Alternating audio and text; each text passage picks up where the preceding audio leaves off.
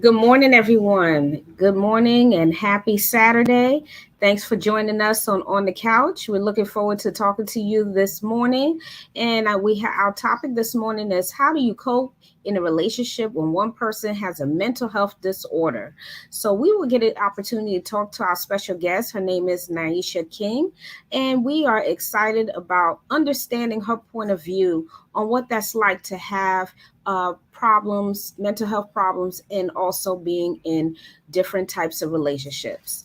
But before we go there today, I'm going to bring on Miss Rajanta this morning so we can get started.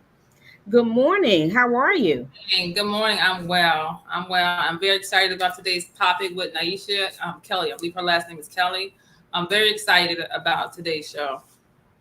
All right. I cannot wait to talk to her also. We get a different point of view on, again, this topic of how do you cope in a relationship when one person has a mental health disorder because understanding the dynamics of it, we'll be able to get more into it this morning about it and how, what it's like to have a mental health illness, what it's like to have relationships with your family, how do you interact with them, what about romantic relationships. So we'll get a chance to talk about all of those things this morning.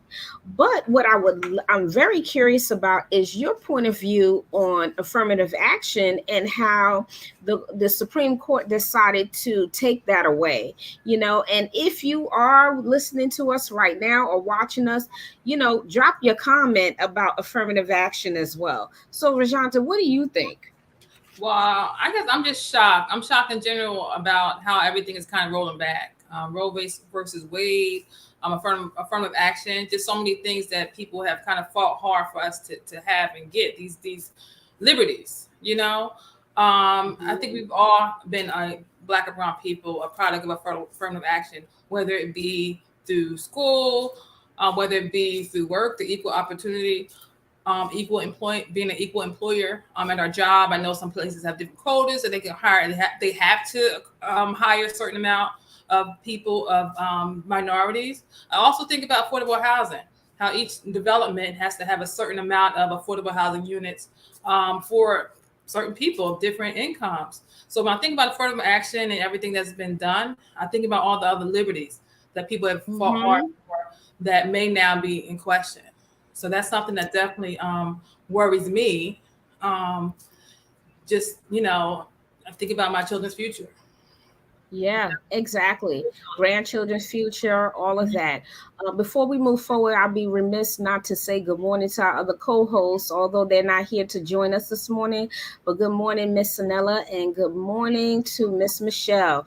I know that they have some things that they had to take care of, but you will be missed for this week's show. But don't worry, you will be seeing these lovely ladies in 2 weeks when we are back on our next show. So good morning to you again. But moving on to this topic of affirmative action, because we do have young people that are getting out of high school next year. And now we're looking at what do we do with that? How do we help them? But you and I, we're community people. We're for our community, and we're specifically talking about the Black and Brown community because again, this is who we're talking to when we come on every 2 weeks, educating our folks. So when we think about college and going to college, affirmative action, if we were to break it down even further, it was for minorities to get into these public or private white institutions such as Harvard and Yale because they were not let in because of their color, Hmm. who they are. So now, this is rolling back. So look what's happening now. But here's the thing, all of these people that have gotten to Harvard, and I'm talking about Black people and brown people, when they did get in, they got in by their own merit. It's not that they didn't Exactly. put in the work for the SAT scores or just having a 4.0 throughout Exactly. their entire high Yes. school years. Because we They have did to. the work. We have to do things and work Yeah. extra hard. So we actually had to. Yes. They were not letting anybody half step and get into the institutions. So they did do the work. Exactly. Exactly. And I think a lot of the times, again, people are misconstruing what is being said. So these misconstrued thoughts or these ideologies and philosophies on these different things. And I have to say, when you look at white America, they always seem to twist what the meaning of something is. And it's not to hurt them, but they always assume it's about, oh, they're coming to take this or take that. No, a lot of the times, this is, if we were to roll it back, the blame goes on those who felt superior enough to say, you can't come into our Yes. school. Yes. That's what it Yeah. belongs to. So Yeah. when you do that and you have a person that says, hey, I do want to come into your school because I know I'm smart enough to make it, but Yeah. yet you put blocks up there and say, no, you're not going to be able to get in. So now we're in this situation. And I understand it was an Asian person this time that actually was talking about affirmative action. And again, those who, and I'm not going to generalize, but those that believe that a black or brown person is taking their opportunities away, and I'm talking about an Asian person, you cannot say that, because a lot of the paths that was open for you Yeah. is based on black people. Okay, so I'm just going to keep it real, and our listeners know we keep it real on here. Yeah. There's no need to sugarcoat anything. And after, again, I have shared with you before that I follow Roland Martin a lot, and Yes. I hear a Yes. lot of what he's saying. And Yes. he's very bold when he say the things that he say, and he's very correct. Mhm. You can't just assume that we're taking something from you. No, you can't do that. Mhm. You can't do it. So that's my feelings on the affirmative action. And I promote, and I say this to you all, that please encourage our young people to begin to go to the HBCUs, because it's going to grow now, and that's what we need. Sometimes some things happen for a reason. Yes. And Yes. Clarence Thomas, how do you feel about that, Rajanta, about him? When I'm thinking about Clarence Thomas, I really think about Django. Um, Samuel L. Jackson just really comes to mind when I think about Clarence Thomas, and just Yeah. his thought process, and how he thinks that his feelings of being better than, when we all kind of came from the same place and cut from the same cloth. I know that he came from Hmm. like a backwoodsy town in the South.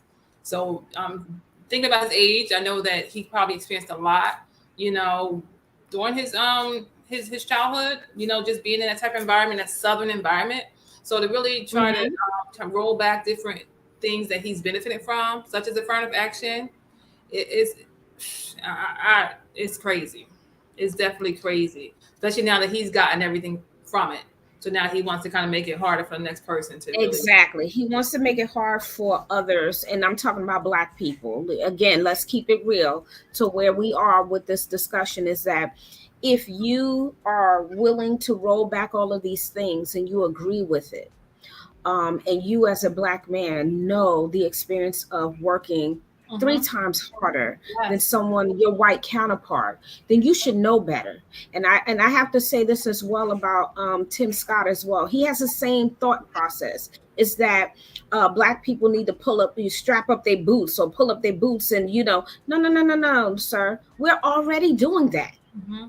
We're already born to that we have to work 10 and 20 and 30 times harder just to prove. Now, Yes. let's even talk about, we're at 58 cents to the dollar.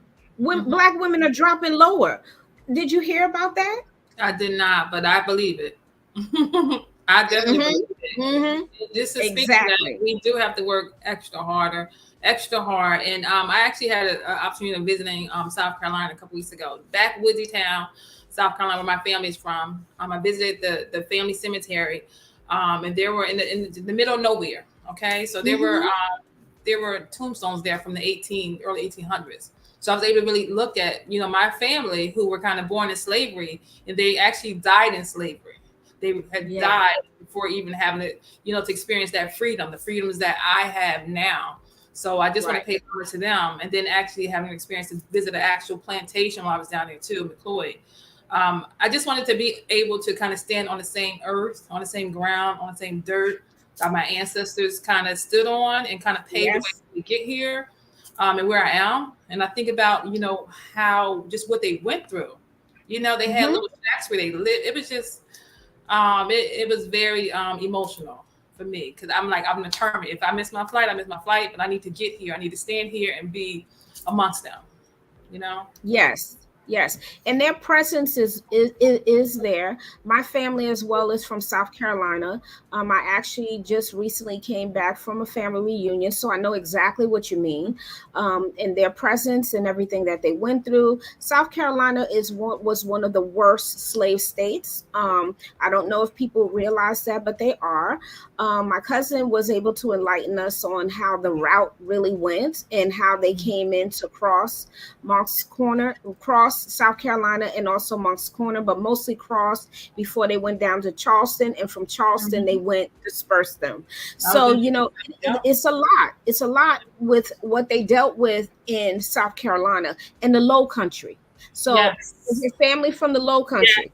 Yes. Okay, so is mine. So that means you're Geechee, and you Yes. also have a dialect of Gullah. That is Yes. your dialect. Yes. And this is what we speak. Hmm. Especially when you're around your family. It was their way of being able to talk to each other without the slave owners knowing what they're saying. Um, and yes, I agree with you. That's scary that present 2023 we seem Hmm. to be scaling back, and it's scary. But Hmm. I do believe, and you're correct, paying homage to them because they made the way for us, their paths, their feelings, everything about them. We feel that because I I feel. know I Hmm. feel their presence, so Yeah. you do too. But it's like, what Okay. other way? How could I come from where I come from and the background Mm-hmm. I've been through and be able to make it this far? Yes. Without of course, God or my higher power, but without somebody Yes. ushering me and kind of lighting my path. Like Yes. I would not have been able to because the odds were stacked against me when I was born. So, so I think about like how they really guided me and just paved the way Yeah. for me to get here. Yeah. And we thank them for it because, yes, these family members of ours endured a lot. Hmm. Anyone below that Mason Dixon line, they endured a whole lot. But we're not going to leave out the North either because New York at one time was also a slave state as well. And people don't realize that. We're talking about in the city. When you think about, and this is for all of our listeners too, please look at Wall Street. Look up how they actually utilize enslaved people in Wall Street. And I'm just going to leave it there. And one day we will have this discussion and get into it a little deeper because it's very, very deep on the economics of how they made their money, America, how they made their money, and how they still make their money. And we have to look at the system itself, the young men and women that are locked up. Okay, so that is your way of seeing what that looks like now. I do Amen. want to turn to the comment here.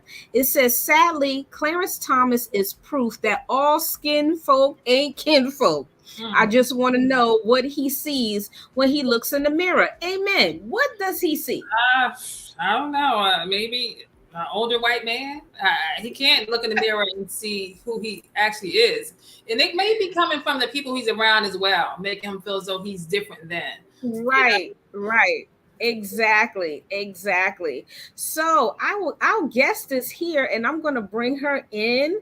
I am looking forward to talking to her this morning. So I'm gonna bring her in, Rajanta. Yay. Good morning. Hey, welcome Morning. to the Hello. couch. You How are ladies look beautiful. you? You Likewise. too. You too. I love your glasses. They're beautiful. Thank you. They're the Yes. real thing, y'all. They're the real thing. All right, all right. Thank you for joining us this morning on the couch. We're very excited to talk to you. So, why don't you introduce yourself to our listeners and then we'll go from there. Okay, my name is Niesha Kelly. I'm from Jersey. I'm a writer and a poet, but also I am claiming myself to be a mental wellness advocate. The reason this is very personal for me, I suffer with mental illness, bipolar disorder, PTSD, all but I advocate so hard for it because of the struggles I've been through and still go through. with mental illness being high functioning. Hmm. There's a stigma with high functioning that a lot of people in society have where, oh, okay, she looked like she have it together. Ain't nothing wrong with her. I'm just as close to being on the cliff or the edge of that bridge as anyone else, but I may be able to, I don't want to say mask it, but I can smile. I know my triggers. So I'm a little more versed in what's going on with me, but that doesn't mean nothing's wrong. Right. So I don't want to just look like I got it together. I want to actually have it together mentally, especially because it's a struggle. I battle with depression regularly, and yeah. So Hmm. Yeah. So you talk about your struggles, and we'll get into it more. And hmm we the dynamics and the theme for today too is about relationships. What is that like for you to have relationships, and what the struggles are with personal relationships, meaning it could be family and also intimate relationships. But when you okay. think about your mental health, when did you discover something is just not right? When did you just start seeing that? Well, in my 20s, in my late 20s, there was an incident with a family, my mother. Um, Mhm. okay, so I had made Thanksgiving aside for Thanksgiving. I had made mac and cheese. And I had to decide whether I was going to be late for Thanksgiving dinner or go to see my goddaughter be born. So I chose to see my goddaughter be born. I went to my mother's house late. She was a little upset. And I had a psychotic break. I know that's what it is now. At the moment, I just thought I was just lashing out. Um, so her and I got into an argument, and I started lashing out verbally. And then I got a kitchen knife, and I was cutting up the table with it. And then she was going to her room door, and I threw the knife at the door. It broke in Mhm. half, and she told me to get out. Now, all jokes aside, I'm lucky to be alive today. And let's just start. But on a Yes. more serious note, that's when I knew that something was wrong, because me lashing out wasn't because I was late for dinner and I brought the macaroni and cheese and nobody was going to eat it. I was lashing out because I felt upset with my mother because she was getting close to a neighbor of mine, and I was jealous, basically. And I didn't know Mhm. how to verbalize that. So I lashed out that way, which is very extreme. So that's when I Mhm. knew, okay, there might be something that I need to talk about with this. So I prayed on it. I got through it. I talked to her about it, but there was still more.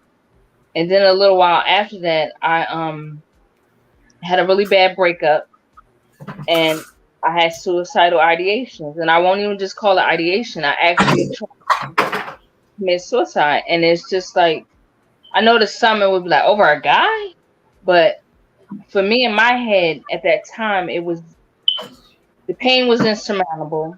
I needed it to stop, and I needed a fix. And that's what I thought would help me, not realizing that would have been a final fix. But I Yeah. wasn't recognizing any of that. So I was like, okay, I need therapy. So I started seeking therapy, and I know it's getting better in our community with people going, but it was still a stigma attached when I started, because it was like, oh, you're gonna go tell your business? You're gonna tell your business? What goes on in this house stays in this house, and I realized how limiting and how hurtful that was for me. So yes, that's when I realized I need to seek help. Yeah, yeah. Because you also stated that you suffer from bipolar disorder. That's one of your mental health illness that you suffer with.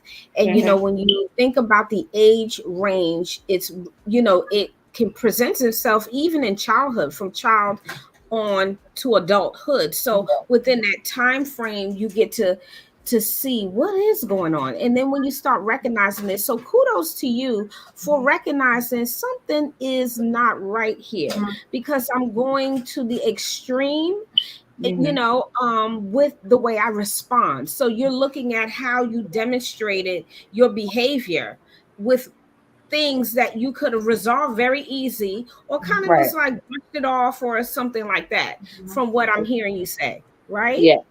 Yeah. Yes. And for me, like I said, I get upset sometimes. I'm gonna be honest. I get upset with society sometimes because, like I said, because some of us know our triggers, some of us Mm-hmm. know the things that set us off. It's like, oh, well, you're not really in danger, quote unquote, because you know what triggers you, you know what sets you off. But that can be more, for lack of a better term, damning than anything, because Mm-hmm. I still need help, you Mm-hmm. Yeah. know. Like we're in a day and time where people utilize Facebook a lot, right? Mm-hmm. And Mm-hmm. sometimes I saw someone share about a mental breakdown they were having on Facebook, and a lot of people responses were, it was an African American person, and then a lot of people were saying, "Oh my God, why are you on Facebook telling all your business? Why are you telling that you're having a breakdown?" And in my mind, I was thinking, thank God that they had this outlet, because Yeah. had they not, they might have harmed themselves. Mm-hmm. Yeah. So it's like, we got to stop telling people how to deal with their issues. We have to stop. Yeah. Yeah. That's And I agree with you. Go ahead, Rajanta. Yeah, that's a good way of looking at it. And first off, I commend you for coming and just being so open and honest and speaking to this, because I think a Thank lot of you. times there's this stigma, not even a stigma, but as far as in our community, when people, you think people have it all together, you look at them and say, get over it. They don't have any real problems. If Mhm. I can do this, you can do this too. But not knowing that people are sometimes chemically imbalanced, you Right. know, in which, speaks to their mental illness, or people, and it really it's disheartening, I would say, especially when you don't have that support, because if nobody believes that you have this mental illness, right, you don't get the support that you need to kind of go on your journey through wellness. Right. And that's the problem, because we identify mental illness and we see stuff like years ago. I don't know if you remember Rajanta, or if you know Dr. Diamond, but there was a young lady who had a mental breakdown. I work nearby my job where I work at. And a Mm-hmm. lot of people, she attacked a man, and everybody was like, "Oh my God, what's wrong with her? She off her meds and da da da da da da." And it even went viral, which was disgusting Yeah. to imagine, but it did. And I remember writing an article on my blog about it and just saying like, that could have very well been me.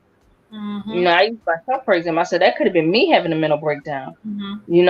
And they were like, "Oh, she was off her meds and da, da, da." And she looked like someone who was off their meds. I'm like, what does a person off their meds look like? Mm-hmm. I Yes. could be off my meds right now. Thankfully, I'm not. Yes. But I could be, could have been someone who has gone months without taking their medication, because I've done that before. And I try to identify it as just as easily, well, you can look at her and say that could easily be me, is what I said to myself. Mm-hmm. It's unfortunate that we have this stigma about what mental illness looks like. It's the person on the corner talking to themselves. Mm-hmm. It's not the person that's going to work, that's juggling two, three jobs, that have Mm-hmm. kids that they're trying to handle, they're struggling with their child. We don't give each other enough grace and mercy, is what I'm trying to say. Where a lot of times society, we're quick to judge just by visual, and we don't understand what people are really going through. But that's why I'm thankful that now in therapy we have more people that look like us, that Yeah. are so I commend both of you too. Like I love that we have this now, because I feel more like the person I'm speaking to is someone I can identify with, and someone who can look at me and not just look at me like, oh, that's just a patient. Oh, okay, she paid whatever. But no, no, no, you look like me, and sometimes you know the struggle that I struggle with, because you've seen it yourself, and Mm-hmm. that makes our connection even better. Like you get what I'm saying? It's more. Yeah. I feel like I could resonate more with my therapist because they look like me. So you think that Yeah. kind of keeps a lot of people of color from seeking out therapy or types of services when they're kind of in emergency, or what do I you think? think so, but then I had to learn. I was so struggling with bipolar. I had to take a leave at a time in my life. And I'm gonna be honest with y'all. The therapist said to me, and she didn't look like us. She looked like, you know, she didn't look like us. And she said to me, very honestly and very candidly, "You need to seek a therapist that's a woman." And at the time, I was like, "Well, if I'm in therapy, I'm in therapy." Mm-hmm. So I would go to a male doctor. Sometimes he would look like us. Sometimes he wouldn't. Mm-hmm.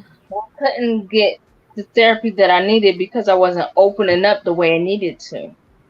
And it wasn't until I realized, you know what? If you go to a female doctor that looks like you, you'll be more likely to open up.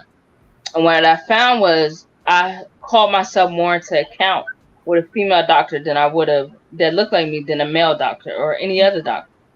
And that was important to me to hold myself into account. Somebody that's going to be like, not always be like, oh, baby, that's a shame that happened and da da da. No, Mhm. listen, we need you to heal, and this is how you identify your triggers, like work, like a Mhm. goal in mind. You get what I'm saying? And that's what I needed, a more honest perspective on me. And I think sometimes we don't go to therapy, like you said, like we should, because we don't see enough of us being the counselors. And sometimes even when we do identify with the counselors, we have barriers with that too. Mhm. Because a doctor I went to, I had barrier with her because I didn't think she liked me, and she's my therapist. Like, hello, like, but I really deep down thought she didn't like me.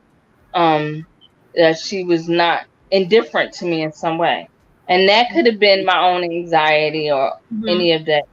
And I'm still working on that. Mhm. Mm-hmm. But I think it's good that to have somebody to identify with. I mean, we may not walk the same walks, but at least Mhm. you know a little bit of my walk, and you can speak to certain things that I go through. Mhm. That's important. Yes. So, Yes, very, very important. And I'm glad you did bring that up. And we constantly bring that up on this podcast too, that finding someone that looks like you does wonders, and it does. And the other thing is, what you did express to Naisha was that you got to put the work in. You can't assume that the therapist is going to do it for you. No, you have to know with keeping an open mind. But what was that like for you? How did you begin to say, it's okay for me to have a open mind and be more open, because you was closed at one point, and that hmm could be your anxiety speaking.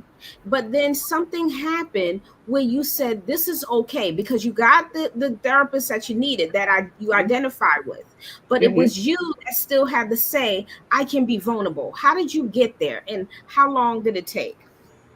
honestly, it took about. I was seeing her for about, I want to say maybe 2, 3 years before I really started opening up.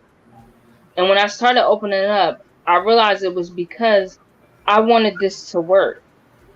Because I saw relatives of mine that had went through therapy for years, for 30, whatever plus years, and they weren't healed. Mhm. And Mm-hmm. I remember my therapist used to always tell me, "Your job is to put me out of put me out of work." And I was like, "Why does he always say that? Why do you always say?" Because he made me understand. I didn't understand at that time. It wasn't until I got to the therapist that I had. Um, I need to do work. I need to be accountable for my Yes. healing. Yeah. The hurt me can go on and go on and go on, but the heal me needs to heal. The heal me needs to see progress, and I need to be honest. I need to come in here and be straightforward. And I do realize that I don't always do that, and so I had to call that into account because the therapist would challenge me. And at first, I didn't like it. I'm like, why she asking me this kind of question? What's she trying to say? You get what I'm saying? So that was my anxiety and things in my head kicking in. But when I realized she was trying to hold me in account and guide me on how to do the work necessary to get me the healing that I was looking for, or I said I was looking for, then I needed to do some legwork myself. It couldn't just be I'm going to therapy. So I knew I couldn't go in there every day and be like, every time I go, oh, I had a bad day. This happened, that happened. That's okay sometimes, but that's not what I'm there for solely. She's not my Yeah. girlfriend. She's not my friend. She's my therapist, and I'm there to do work. So I had to learn that. I didn't like it at first, but I had to learn. But you learned it, so Mm, that's good. You learned it and you made it work. So yeah. when you think about the dynamics of relationship, I want you to talk a little about also in your family, because you kind of allude to it a little bit. There is a history of mental health illness. Yes. Uh-huh. My mother and my father. Yes. Okay, so your mother and your father. Okay, hmm did they all of you lived in the house all at once at one time? At one time, yes. And it was a domestic violence situation, so it wasn't Yeah. a healthy upbringing at all. No. Yeah, wasn't healthy. Yeah. Okay. So we know that was an unhealthy environment for you, which can also been a trigger or Mhm. begin to spiral you into trauma. Right. Yeah. Right. Yeah. I Mm-hmm. always for me, I have the domestic violence background, then I have the sexual trauma background as well. So it's like recipe for disaster, basically. It doesn't Yeah. necessarily mean you're gonna go a certain way, but it doesn't mean you're not gonna go that way either. So Mm-hmm. yeah. That's so So true. that was hard to see. And for me, the thing I learned growing up was conflict was something that I avoided. Like I'm non-confrontational and I'm working on that because I do Mm-hmm. understand that you have to confront things in life. You can't just be passive aggressive. That's not gonna work. Mm-hmm. But it was hard for me because to me, confrontation means arguing. Disagreeing means arguing, and if you argue, it's gonna get heated. It's gonna get hostile. It's gonna get physical. Yeah. But I'm also learning that by me not setting, that also taught me I had an issue with boundaries. I'm getting better at it now, but I had boundary issues for a really long time. I didn't have boundaries. And so people would do things and I would get upset, like with the situation with my mom, and I wouldn't feel right verbalizing, well, mom, I feel slighted. I'm jealous. I don't like the relationship you're forming with this person. I feel like I don't have a relationship with you. I didn't know how to verbalize any of that. So lashing out was my only recourse. I went from either passive, not saying anything, or to extremely aggressive. And that's Mm-hmm. how I operated for a really long time. And I had to Yeah. learn to be assertive in the middle there. Mm-hmm. And that's a hard one to, embrace. Yeah. Yeah. Exactly. Exactly. So when you think about we'll break it down into categories.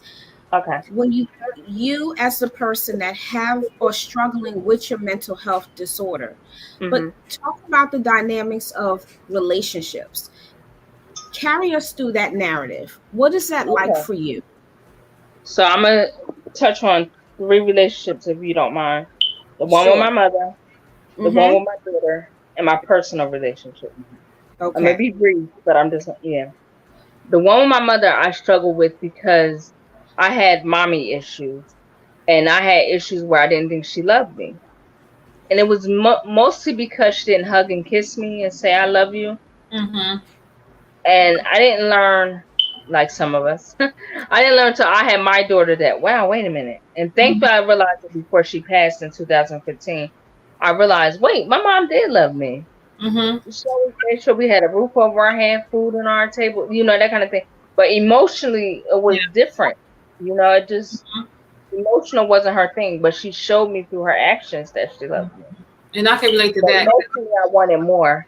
Go ahead, Johnson. I'm No, sorry. I can relate to that because I grew up with a mother who never, hugged me or told me she loved me either.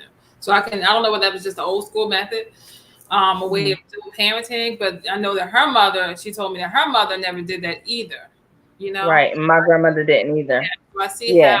I don't know whether they just had to be so strong and hardened and couldn't be vulnerable in front of us, or whether Right. Yeah. vulnerability is seen as a weakness. But yeah, so I can relate to that. I saw it as a weakness because I didn't see my mom cry. I didn't see my grandma cry. So, Mm-hmm. like, for me, especially when it comes to black women, when I see a woman who I deem strong and she's crying and she's visibly showing emotion, I don't know what to do with that. I'm Hmm. like, That's wait, true. why is she crying? Like, what? I get uncomfortable. I don't know what to do with that. But I'm trying to work on that because I'm like, if we got to walk around strong all the time, when do we get to put our armor down? When Mm-hmm. do we get to be vulnerable? When do we get to talk to each other? And I learned through my mom and I practice on her a lot. When I was going through my first started therapy, I would practice different techniques on her because I felt like if I could make a breakthrough with my mother, then everybody else is fair game. Like, Yeah. because she was my biggest barrier for a long time. Yeah. Yeah. So your biggest barrier, when you mean biggest barrier, what does that mean? For me, emotionally, it was hard for me to open up to my mom. It was Gotcha. hard for me to be vulnerable with her, but I'm so grateful that we got past that long before she passed Mm-hmm. because it once I discovered my mental illness, I understood her mental illness more. I understood her more and why she would choose to handle things the way that she did. I'm not saying I understood everything, but I got a better glimpse at how she was dealing with things and I can handle her in a different way, in a more genuine way. where I wasn't Mhm. like, I always respected my mom, no doubt, but I feared her more than I respected her. Mm. And that was the barrier right there, was that I was terrified. Like if she was mad, I was like, wait, on eggshells. And I was like that for my childhood, yeah. And in adolescence, that's how I was. I was pins and needles with her. Not because she like lashed out and said, you better be on pins and needles. That's just how I dealt with her, Yes. you It's know. And it wasn't, survival technique. yeah. So once I Yeah. learned to navigate that, she understood me better. I understood her better. So we were able to have a more transparent and vulnerable relationship, which I was very grateful for because for a long time I didn't have that with her. So that Mm. was with my mom. With my daughter, whew, adulthood, having a child that's an adult and dealing with certain things, I can I'm relate. learning. I'm Mm-hmm. learning. And I do kind of feel like I have to, as her mother, I have to extend grace and mercy to her too, because there's no such thing as a perfect parent, right? So Mm-hmm. I had to say to myself, like, Naisha, there are going to be some things that you've done that she's okay, and she feels that you made good decisions. And there are going to be things that she accepts as not being good decisions, right? And so what I had to learn was forgiveness of self, forgiveness with Mhm. God, and asking forgiveness of her, even for the things I don't recall doing. Mm-hmm. You know? So we're working on that. We talk regularly and we have a good relationship, but it's work. It's a work in progress. I think that And that's even a struggle with those who don't you know have mhm, mental illness, just raising children in general, and then raising adult children. yeah. So I think when you have, I mean, I don't know, the mental illness, it kind of compounds that, it just makes it much more intense. hmm It Mhm. does, because I have my moments where I'm getting, and she's very good because she went to school for psychology. So sometimes it's like, oh, what are you, my doctor? But she'll say things, and she's right. Like I'll be projecting, right? So I'll be saying things and I'm projecting them onto her, and she'll call me and she's like, "Mom, you're projecting," and I'm like, "Wait a minute, I'm trying to tell you something," and but I had to understand that she has a psychology background, so she understands things a little differently. Hmm. Hmm. And she delves a little bit deeper sometimes than I want her to, but I'm thankful for it because it makes me recognize like, oh, okay, Naisha, you're like putting things off onto her instead of like speaking to her from a genuine place. You're like, don't do this because this is that, and don't do this because I did this, and you shouldn't do that because And I had to speak to her in a way that she could hear me, Yeah. and I had to realize that. And like right now, we're going through a transition. We're going through a transition, but I'm thankful that I can talk to her, Yeah. that Does we she can aware? build. I'm sorry. Is she aware of your mental health challenges? Like, or and if so, how does she She kind of knows deal with I have, yeah, she knows I struggle with mental illness, and I think she understands. But I think the one thing with her is, and I guess I have to respect this, is she won't allow me to use it as a crutch or an excuse. Like Ah. just because mommy struggled with this or that, she's not letting me off the hook just because of that. it? Hmm. Yeah. Sometimes, though, I want her to extend a little more grace, but Mhm. I kind of get it. I get it. I get it. And she, and it's something we have to, a barrier we have to get past together. Hmm. But I also have to understand that she has her issues that she deals with too. Hmm. And I can't, it's not fair for me to just say, well, girl, your mom bipolar. I go through stuff because she go through stuff too, I'm sure. So, Hmm. you Yeah. know, So, Yeah.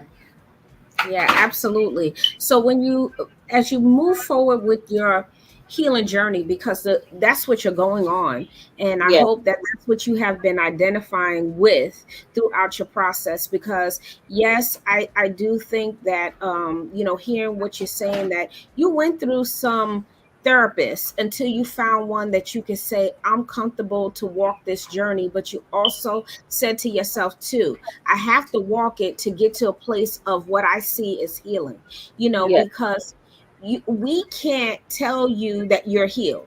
You can only feel it for yourself how you're able to function in life, because that's really what it is. And that's just to our listeners too. On an everyday basis, you should be walking a journey of health, self-healing anyway, because Yeah. we all go through something daily. And Mhm. with coupling it with a mental health disorder makes you more attuned to yourself and say, self, you have to do a little bit better. Let's work, strive a little bit more. And you got to a place where you were able to move forward. But did you have those moments before we go on to your last relationship where you just said, I'm throwing in the towel, I had enough of this, trying to heal, and it's just not working? Recently, yes. I had a surgery recently. I had to have a hysterectomy and it had to be done like right away. Like I couldn't even keep putting it off. And through that journey is when I really discovered I had a lot of healing to do. Not even physically, but mentally, because I felt like my daughter and our relationship had a strain in it, a really big shift at that time. And I just felt depression coming on. And at a Mm, certain point, I let it come on. I let myself get depressed. I let myself isolate, withdraw. I stopped writing. I stopped communicating with my daughter. I started isolating. And I was thinking the whole time, oh, my family and friends are like pushing, well, not all my family and friends, but like people were pushing me away. They weren't reaching out. They weren't doing this. They weren't doing that. I was taking the accountability off myself and putting it on to them to be responsible for my well being. So for lack of a better term, for the first 3 weeks of my recovery, I was in deep depression. Like I was at rock bottom. I mean, I wasn't to the point where I wanted to harm myself or self harm, but I was at the point where I was just ready to give up because I had no yeah. fight left in me. Physically, I was down. Mentally, I was down, and I just was like, forget it. I got to Yeah. get to bed. So Yeah. yeah, and this was recent. This was in what I had my surgery in May, so in May. Mm-hmm. But So what you're yeah, doing is you're speaking life into the fact that nothing is cured overnight, because having a mental health disorder is not, there's no real cures to it. What you're doing is learning how to cope with it and right. live life. So I hope that that's a little clear for those that are listening to us too, that they have to understand, if you have a family member with a mental health disorder, you can't just say, okay, they crazy, put them in a corner, that's it. No, you have to find a way to interact and help them get to a place of, I can go out into society and I can cope and I can get along with people, or at least I can try. And when I have those moments, I just have to step back and reevaluate. So so that's what I'm also hearing you say too. So Mhm. what is it like for you on an intimate level with relationships, and what was it like for the person that was in the relationship with you? Because now they have to understand that, okay, she has a mental health disorder, one bipolar, and the many others that was alluding to. So what was that like? Or do you even tell them? Do you even tell them about Right. it? I don't even know where to start with that one. Um, Intimate relationships when it comes to having mental illness in an intimate relationship is very difficult because, like I said in the beginning, I had my trauma from childhood, domestic violence, sexual abuse trauma. So that also kind of puts a damper on things as well because I had those things that I identify with, and then my mental illness. So it's like difficult. And like you were saying, Rajanta, trying to navigate that and express that to a partner is very troubling at times because I'll just use my last relationship, for example, because that's where it came out the most. Um, we both had mental illness, right? So that was a struggle. The way my partner decided to deal with their mental illness was to not medicate themselves, not just prayer, and faith.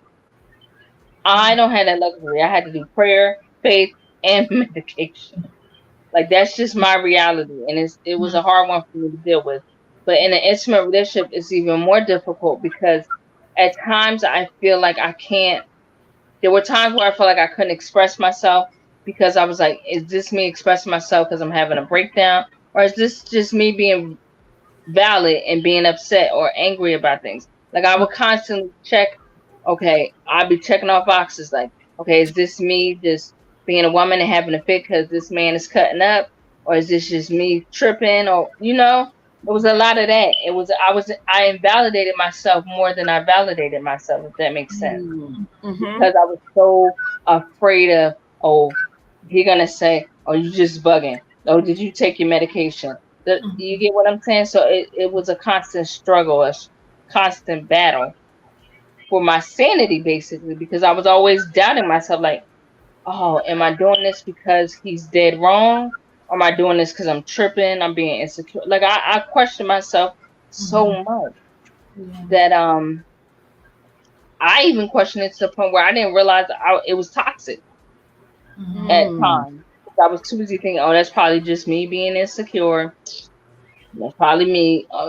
And I'm so quick to martyr myself, like I did in childhood. With the sexual abuse, I martyred myself. I'm so used to throwing myself under the bus that that's my first go to. So in Yeah. intimate relationship, that's not good because I'm always ready to throw myself under the bus. That I'm not calling you on your mess. Mm-hmm. Yeah. Yeah. So Yeah. it was a Wow. struggle. Yeah. The Now, what is It struggle. was. Oh. what is some advice that you would give to someone now who's kind of struggling with it, or maybe has doubts about even going to get treatment for it? What is some advice that you would give them?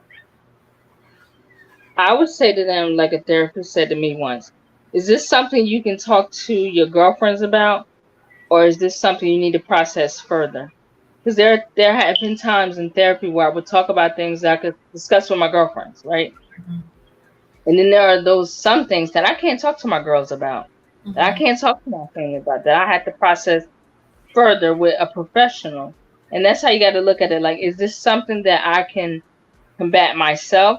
Is this something I could deal with if I talk to friends and family? And if the answer is no, then you might want to seek therapy. I think, like, if it's something that you need to heal from, it's definitely something you need to talk to in therapy. Because Hmm. sometimes you think going to friends and family is best, but sometimes that could be more traumatizing than not saying anything. Mm-hmm. That could be Mm-hmm. more triggering, I find sometimes, because sometimes their response, like I had an incident recently where I had an anxiety attack, a full on anxiety attack, and I was expressing it to a family member, and they were just like, "Oh, girl, you just need to pray," or "You need to cast that demon out." Like really, this is what they were saying to me, like kind of things. And I was so upset by their response that it was even more traumatic for me, the experience of having the anxiety attack. That the next time it happened, I didn't even talk to them about it.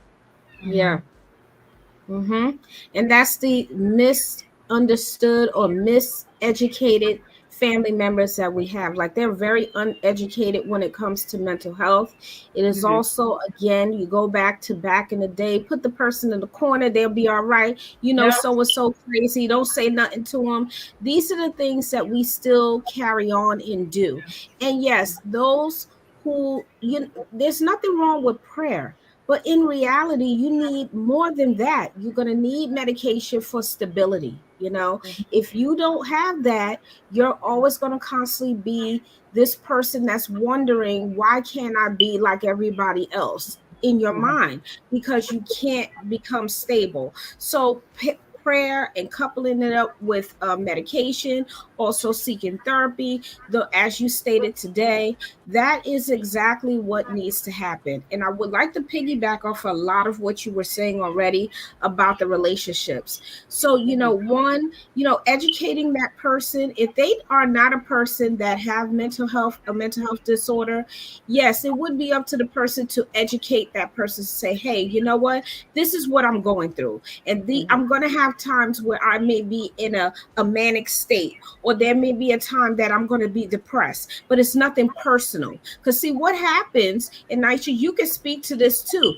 They take on the ownership of it being personal, and you were talking about it because you were saying I invalidated myself. So that is Hmm. clearly what I'm talking about, is that you now become that person to not one want to be educated by what's going on, or just hearing, like understanding, and then you on top of that you'll say, yeah, you know what, I'm not even going to say anything about it. I'm not going to take the onus of anything, or that other person's just constantly getting over on you, which causes more problems. Suffer in So Yeah. silence. just right, so just expressing it and talking about it.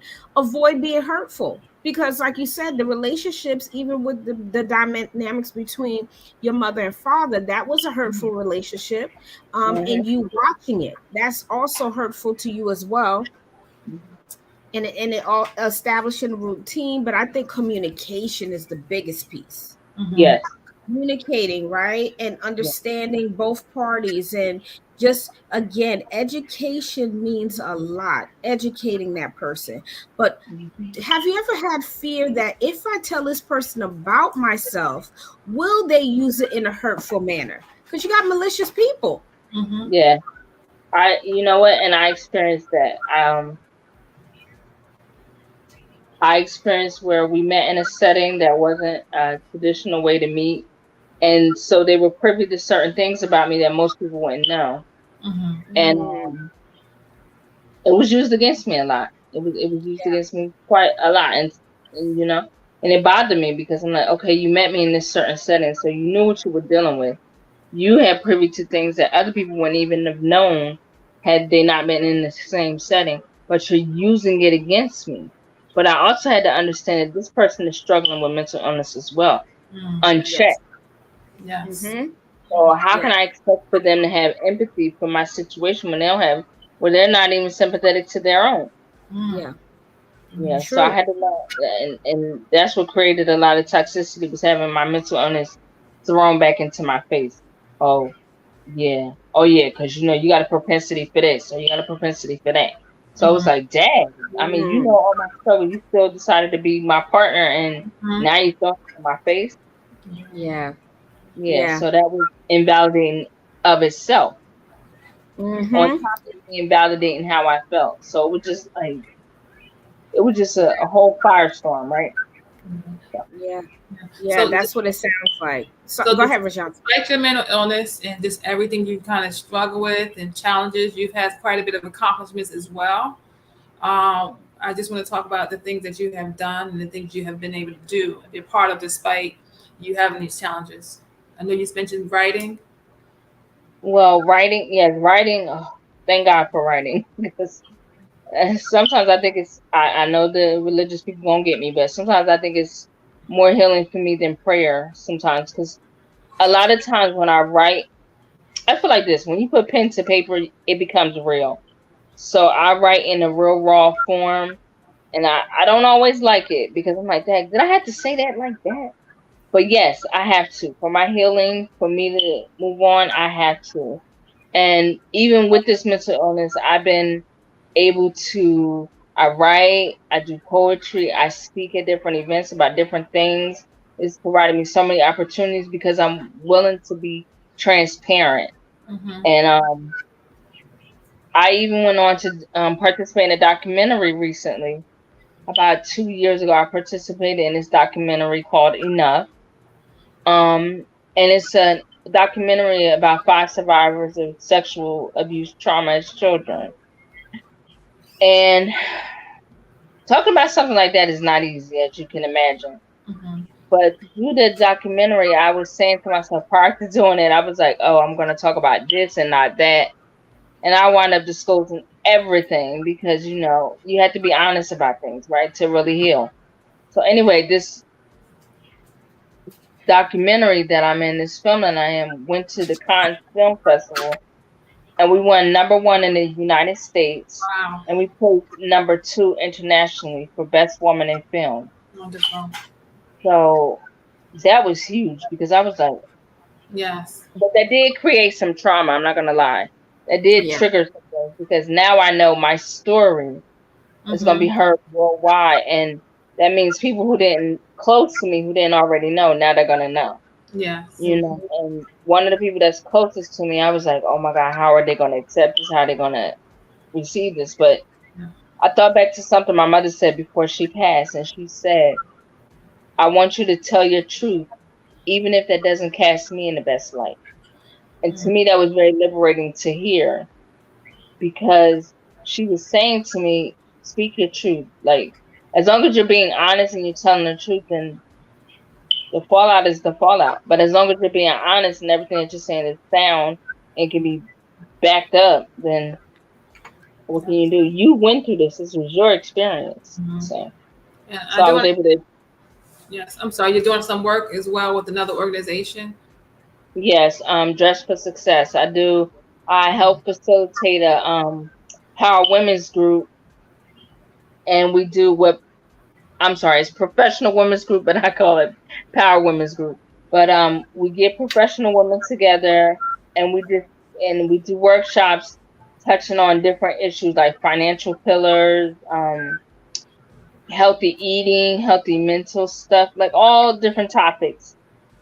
And I really like it because I like volunteering. I like doing stuff in the community, and I love helping other women. I have a magazine that I run.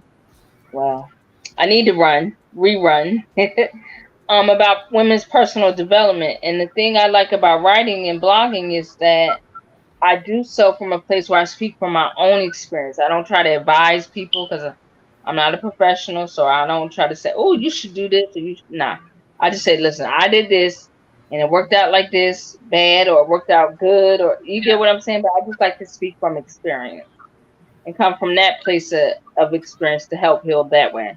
So it's my way of giving back. So That sounds great. And we would love to, have some of your blogs featured on the couch on Facebook because we are on there as well. So you okay, are welcome to definitely send us your blogs and we can definitely put them up there. And we are very proud of you. And I know that you are thank proud of you. yourself because Yeah. one thing for sure, when one person in our community make it, you feel like we all make it. You know what I Yes. mean? And we don't have to be a Yeah. celebrity to do it. You're not a celebrity. I'm not a celebrity. Rajanta's not a celebrity. But one thing we know that what we do and the struggles we go through and when we make it, man, she made it, I can make it. And Yes. Yes. that's what it's all about. It Yes. really is.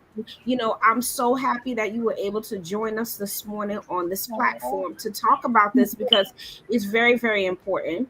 And we will Mhm. definitely be inviting you back, for sure. And even if Okay. we're just having you talk about, just your poetry and again, and what's that like for you to utilize that to calm that inner voice in you because that trigger is the voice that's talking, the one that's hurt, the one that's trying to survive in this world, so this is very, very important. So again, we're very proud of you and we thank Yeah. you for Thank you you. walking in that journey and your Thank healing. Yes. thank you, ladies. I really appreciate being able to speak on this platform. Um, I felt honored to be asked to come on because I'm like, wait, you guys are professionals. I'm like the patient here. No, I'm just teasing. But I'm very honored to be here and I'm honored to speak about this because I feel like this is a conversation that we need to continue to have. Yes. I've listened to different ones, podcasts you guys have had in the past, different episodes, and I love what you're doing. I just want to say that to one queen, to two queens, that I Thank you. really love what you're doing, and I appreciate what you're doing, and it's needed and necessary. Yeah. You Thank know, you we got so to much bridge for this that. mental gap with Yes. this. We have to, and we have to really empower each other past what goes on in this house stays in this house, because Mhm. sometimes what happens in that house is very dangerous and very traumatic. Mm. Maybe not Yes. always, but You're right. some, You're yeah. right. Yes. So I So appreciate right. what y'all doing. So Oh, thank you much so much. love So and respect. yes, and we are at the end of the show, but I would like for you to tell our listeners, give them one thing to take away from this show today about you and just overall. I guess the first thing I would say is to trust yourself. Even if Hmm. you're trusting that, okay, I'm hurting more than I'm healing, I need help beyond my family and friends, like trust that you know what's best for you. And even if you feel like you don't know, there's always somewhere you can go to find what's best for you. Even if you're in a headspace where you're confused about that, just trust that you know what you need. Mm-hmm. And also, um, I don't know, just love on you, right? Like Mm-hmm. this journey we go through life, I'm so busy wanting to love everybody else, love on my daughter, love on my family, that kind of thing. I had to also love on myself first. And Yes. when you Yeah. hear about self care, everybody's like, you have to be selfish. No, you have to care for yourself. That's not selfish. That's right. That's Right. needed. That's necessary. That's right. Yes, yes, it is. And I do have a few comments. One comment says, don't forget to celebrate yourself, as you just indicated. Mm-hmm. Yes, And you are the star of the story of your life. I agree. I I like that. agree. And that came from our comments, those that are listening. So, Yeah. again, we thank you so much for joining us Yeah. today. We do. And Rajanta, do you have any parting words before I we really end for the appreciate you coming and just being so transparent and so open. You know how I feel about you. So, and I enjoy just watching you grow. And it's just mental health is not a destination; it's a process. Continue to give Right. yourself grace, and I'm just very proud of just how far you've come, and just your journey to come. I'm just amazed by how what's going on with you and how many great things you're doing. So, Thank you, Dante. it's a good Thank you work. so much. And yes, thank you, Dr. Diamond. Again, I love being on this platform. So if y'all need me yes, and want to have me come speak again, I'm with it. Also a commenter. I watch the show too. So I'm a fan yes. too. Oh, thank you so much. And Okay. my parting words for today is Queen, thank you so much for being vulnerable. Thank you so much for offering your information to us and those that don't know what's going on. You don't have to be a professional to express yourself and tell a story to help someone else. So I Okay. thank you for that. And Yeah. those that are listening to us today, please take away something from what you got from her today, because one thing Naisha said today, which is very important, is taking care of yourself doesn't mean that you're selfish. Also, asking her questions about acknowledgement of what is going on with you. If you know something is not right, don't continue to walk through life thinking that, oh, one day I'm going to pop up and be normal. No, you need help. Something is happening to you. So the acknowledgement is the key. So Yeah. I thank you. And I hope you have a wonderful rest of the afternoon and do something fun. Rajanta, the same for you. And to all of our listeners, just remember where we are. Reach out to us on the couch, on Facebook. You can follow us on YouTube. Also follow us on Facebook as well. And we are on LinkedIn. So on the professional site as well. So thank you again for coming on and to listen to us this morning. Again, how do you cope in a relationship where one person has a mental health disorder? We thank you and have a good one.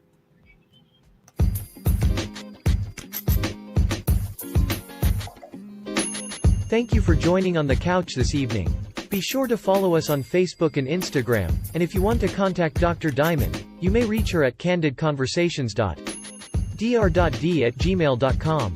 Have a great evening, and we will see you on the next show.